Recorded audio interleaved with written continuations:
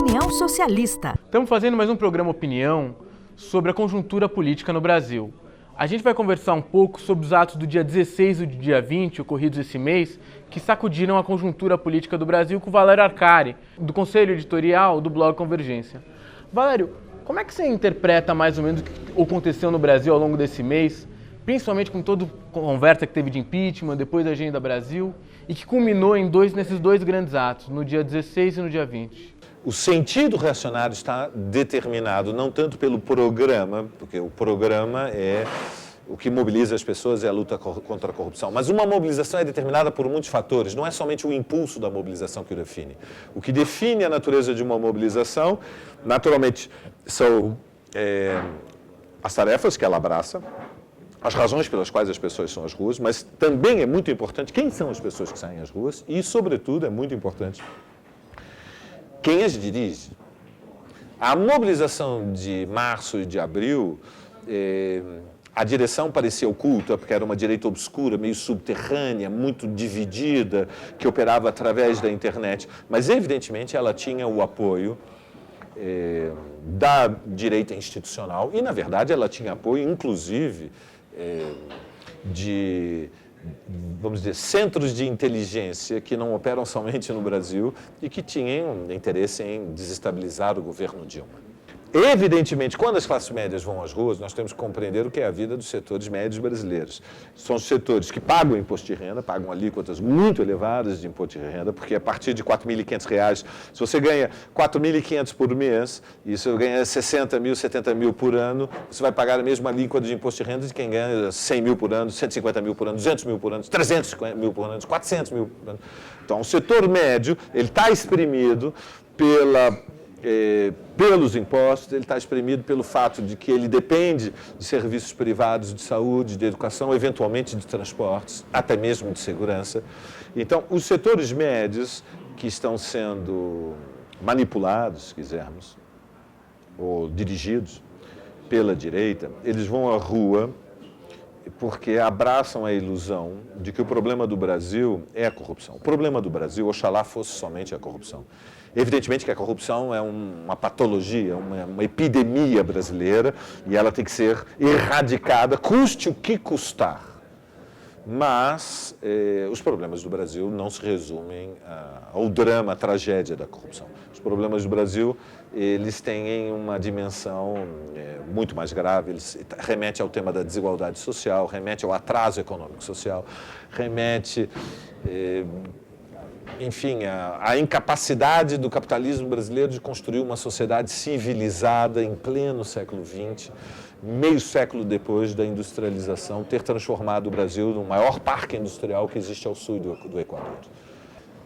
Mas, por outro lado, elas, ainda que fossem muito grandes, elas foram menores do que as de março e abril, o que revela que, apesar da crise estar se aprofundando, a disposição dos setores médios, que não estão organizados a ir para a rua para realmente tentar derrubar o governo Dilma, é inferior agora do que era alguns meses atrás. Mas esse mês o governo balançou. Houve um momento em que a situação esteve muito feia, principalmente no começo do mês, ou não? Ou foi um exagero? Eu acho que não, o governo nunca tremeu. O fato de que imediatamente os principais mídias do Brasil, os editoriais dos principais jornais, dos principais grupos de comunicação, não preciso citá-los, vocês sabem, inclusive da mídia internacional, da mídia norte-americana, ou seja, os principais meios de comunicação, que são a expressão da inteligência burguesa, se pronunciaram a favor da estabilidade democrática do Brasil e consideraram que um impeachment de Dilma traria uma instabilização não só para o Brasil, mas para todo o continente americano desaconselhável.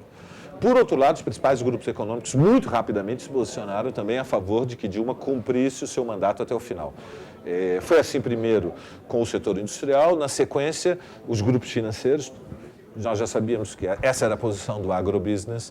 Então, a rigor, digamos, os pesos pesados, as grandes corporações que dão a musculação do PIB brasileiro se manifestaram claramente em apoio a Dilma. Isto, entretanto, não quer dizer que não há uma luta política séria e que não haja divisões burguesas. Há frações burguesas que são a favor do impeachment. Não é por acaso que o PSDB, os setores do PSDB, para ser mais justo, trabalham dia a dia pelo impeachment e gostariam de tentar uma operação via Congresso Nacional para derrubar o governo Dilma. Mas esse tema é um tema que divide a classe dominante. Por que divide a classe dominante? É o mais interessante. Divide a classe dominante porque, evidentemente, todos apoiam o Lévy. Então nós temos um paradoxo. Se Dilma transferiu para Lévy o poder de ser o czar da economia e toda a classe dominante apoia Lévy, o custo de uma operação de impeachment, que é um trauma do ponto de vista do regime presidencial. Veja, em monarquias, a solução para crises como essa era matar o rei. Numa sociedade civilizada, essa hipótese não está colocada. Num regime parlamentarista, é uma moção de desconfiança. Num regime presidencialista, a única solução para uma crise de governabilidade é o impeachment. Mas é um trauma muito profundo. E recordemos que as últimas eleições foram há menos de um ano atrás. A razão, então, de fundo é que a classe dominante prefere ver o PT sangrar no governo até 2018 para tentar construir instrumentos eleitorais que permitam uma vitória com sustentação social a partir de 2018. Fato, por exemplo, de que começam a haver greves. Atenção, greves para que a Mercedes aceite o PPE, o plano econômico que foi feito para diminuir o impacto do desemprego, mas ainda assim greves, com marchas na Anchieta e paralisação na Ford de solidariedade com a greve da Mercedes. Nós não vemos isto há quanto tempo no Brasil? Nós não vemos isto há décadas. Então, isto sinaliza que há muita tensão na base social da CUT e que está muito difícil, mesmo para uma direção burocrática como o da CUT, ignorar as sequelas do ajuste que atinge duramente a classe operária, o proletariado. E como é que eu ligo esse temor da classe dominante ao PT com o ato que teve no dia 20? Que mobilizou, quer dizer, por exemplo, alguns setores afirmam que houve mais de 100 mil trabalhadores no ato do dia 20. Foi um grande ato. Foi menor, evidentemente, que o ato do dia 16, mas foi uma enorme mobilização em São Paulo. Acho que foi uma mobilização expressiva nacional. A mobilização do dia 20, ela começa por uma iniciativa do MST, do Movimento Sem Terra, da Central Única dos Trabalhadores, da União Nacional dos Estudantes, junto com o MTST.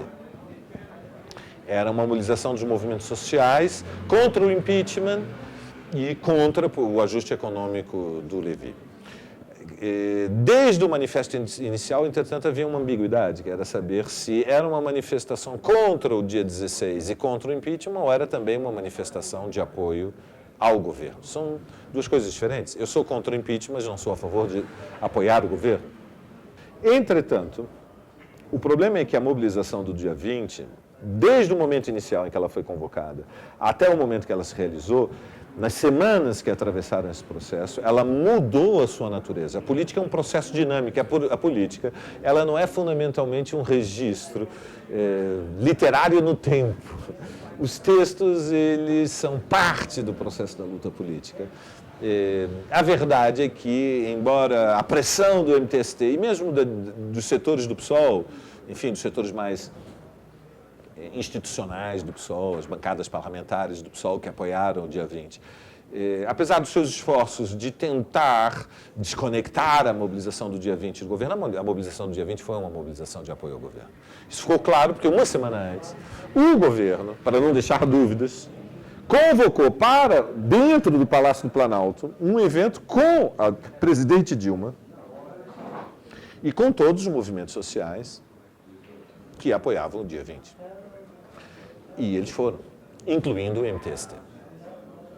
E, evidentemente, esse ato dentro do Palácio do Planalto era um ato de apoio, não à legalidade stricto sensu, não era um ato de apoio, digamos, à defesa do direito Não era uma manifestação só contra o impeachment, era uma manifestação de apoio ao governo. E isso, evidentemente, contaminou o dia 20 em todo o país, não foi diferente em São Paulo. Eu lamento, acho que todos lamentamos que setores que devem se unir num terceiro campo independente, tanto do governo quanto da oposição de direita, tenham participado do dia 20. O objetivo da operação construída a partir da Casa Civil e da Secretaria-Geral da Presidência, a Luiz Mercadante, Rosseto, não são inocentes. O objetivo é impedir que surja um terceiro campo. Nós não podemos ignorar que uma imensa maioria da classe trabalhadora está em ruptura com o governo Dilma e que esse fenômeno é essencialmente positivo. A ruína do lulismo é um processo que consumiu mais de 12 anos.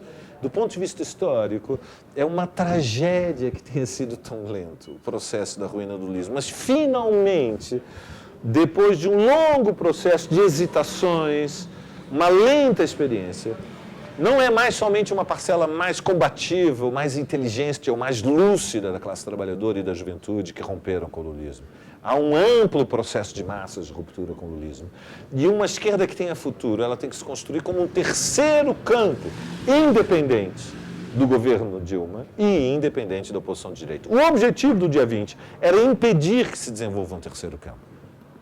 O desafio é derrotar a estratégia da Casa Civil, a estratégia de Mercadante e de Rosseto, e construir a unidade da CSP com lutas, da Intersindical, de todos os setores mais independentes do movimento sindical, com o apoio do PSTU, com o apoio do PSOL, com o apoio do PCB, com o apoio de tanta gente no povo de esquerda, que não tem um alinhamento com nenhuma dessas organizações, mas que se percebe a si mesmo como anticapitalista, para que nós possamos...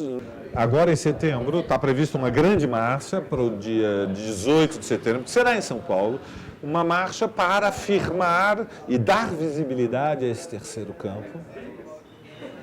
Um campo de independência do governo, um campo de defesa das reivindicações dos trabalhadores, da juventude, dos movimentos reais, dos operários que estão em greve, contra as demissões, da juventude que se mobiliza em defesa da universidade pública, dos funcionários públicos federais que lutam contra os cortes do orçamento, dos movimentos de mulheres, dos movimentos de todos os oprimidos brasileiros. Esse é o sentido da mobilização do dia 18 de setembro. Ela vai ser o grande momento da afirmação do terceiro campo, da mobilização dos operários que estão sendo vítimas do desemprego, das universidades que estão sendo vítimas do corte do orçamento, de todas as mobilizações, o encontro dos lutadores, daqueles que são a esperança do Brasil. Vai ser no dia 18 de setembro. Ficamos aqui com mais um programa Opinião e não deixem de acompanhar os outros programas passados que vão aparecer no final do vídeo. Muito obrigado. Opinião Socialista, o jornal que sempre teve um lado, o lado da classe trabalhadora.